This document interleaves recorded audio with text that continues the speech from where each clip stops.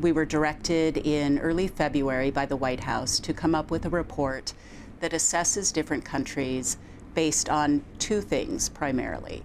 One is their adherence to, as Alex mentioned, international humanitarian law, which is the law that says there are wars, but there are rules in war.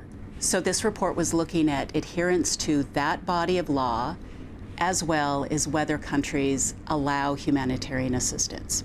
There were several countries we were assessing, but the one, unsurprisingly, that generated the most debate was Israel. I was working on this report with many others. There were a handful of us who were very, very engaged in every sentence of that.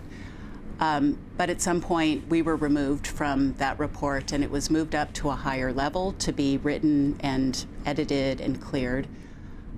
So even though I had worked on this pretty heavily since this directive from the White House came out in early February, I did not know what was in the report until it came out. That said, I was actually hopeful that it would be an honest report, because earlier that week, the White House had made an announcement that it was going to pause the 2,000-pound bombs that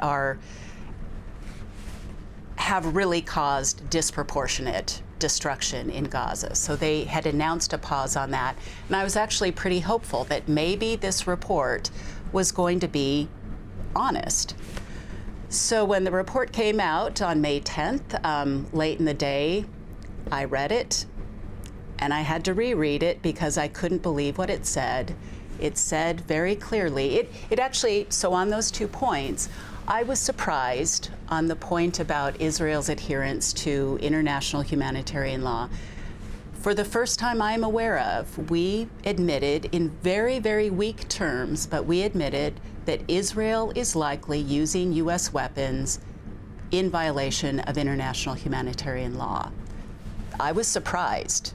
That was a step forward in admitting that.